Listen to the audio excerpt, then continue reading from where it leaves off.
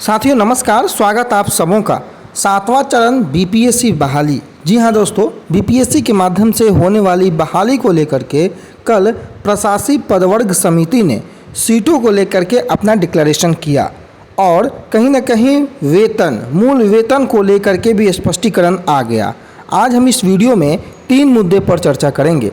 Notification, objective या negative जो भी आपको प्रश्न पत्र होंगे 100 अंकों के होंगे उस पर, सिलेबस पर, और सबसे महत्वपूर्ण मुद्दा वेतन में डीए और एचआरए जोड़कर आपके हाथों में वेतन कितना मिलेगा अगर आप बहाल होते हैं तब।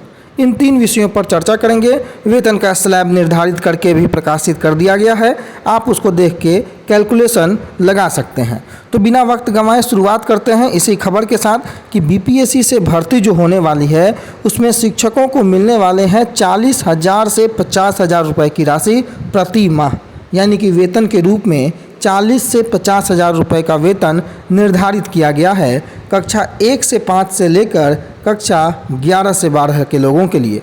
बिहार में 1.78 लाख शिक्षकों की भर्ती को प्रशासनिक पदवर्ग समिति ने अब हरी झंडी दे दी है और आपको पता है कि अब जो होने वाली कैबिनेट की बैठक है उसमें इस पदों की स्वीकृति मिल जानी है।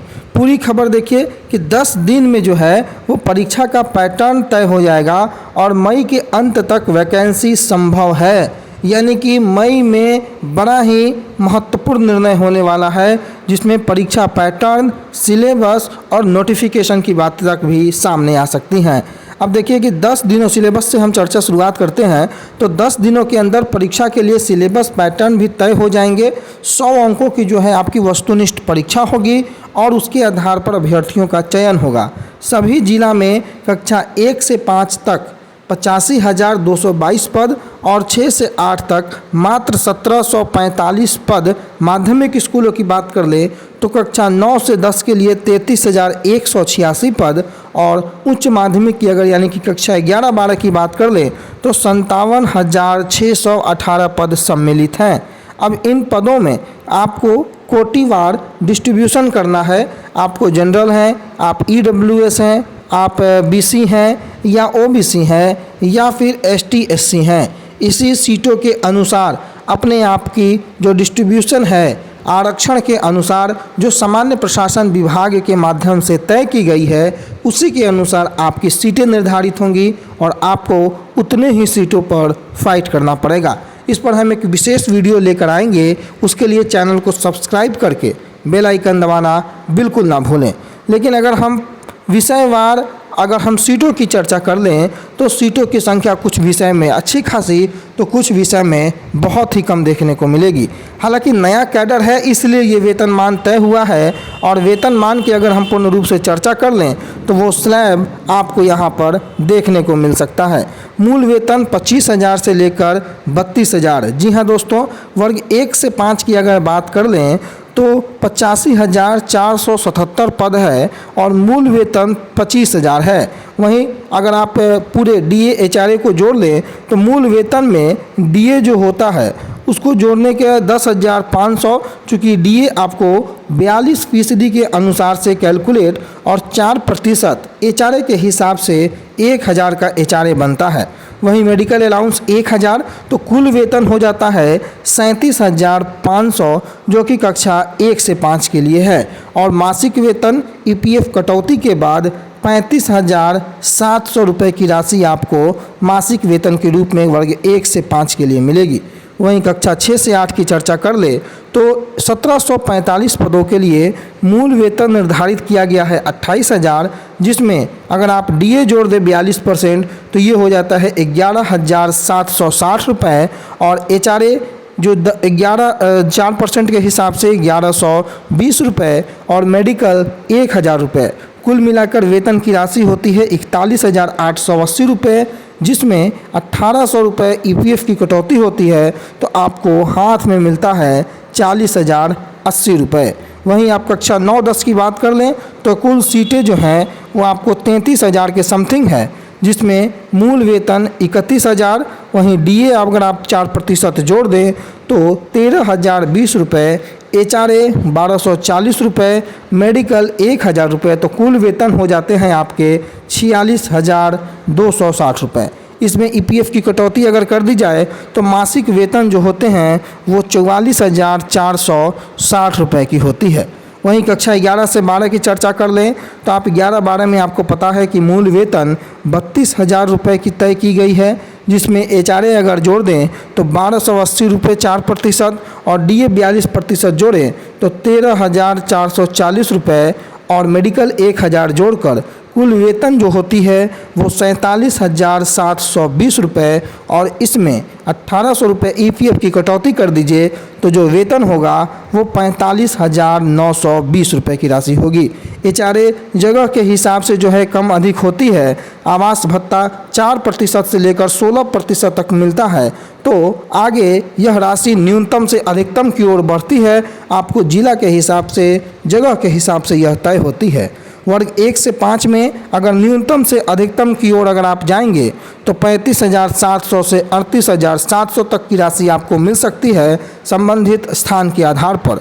वहीं वर्ग 6 से 8 में 40,080 से 43,920 की राशि आपको मिल सकती है जगह स्थान के आधार पर। और 9-10 में 44,460 से 48,366 की राशि। और वहीं कक्षा 11 से 12 के लिए आपको 45,920 और 49,760 तक की राशि प्राप्त हो सकती है।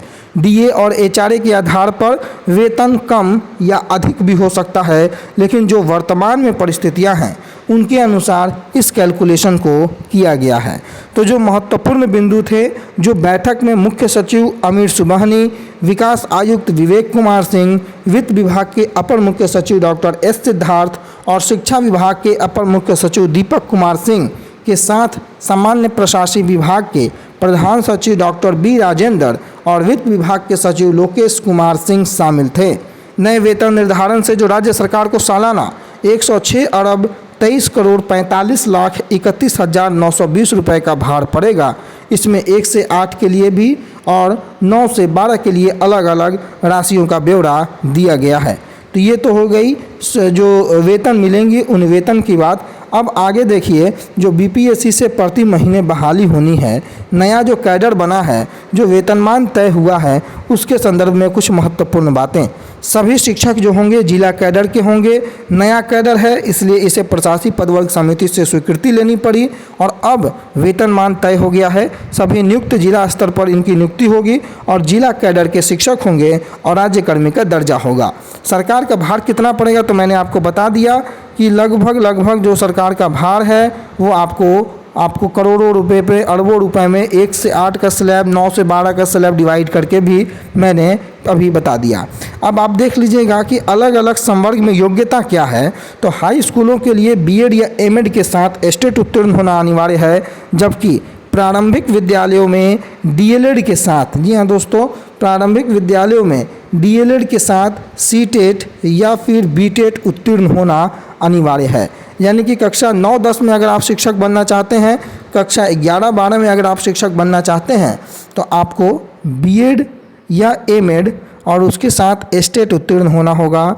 और कक्षा 1 से 8 में अगर आप शिक्षक बनना चाहते हैं तो DLED और उसके बाद आपको CTET या BTET उत्तीर्ण होना होगा। तो ये दो महत्वपूर्ण बातें हो गई।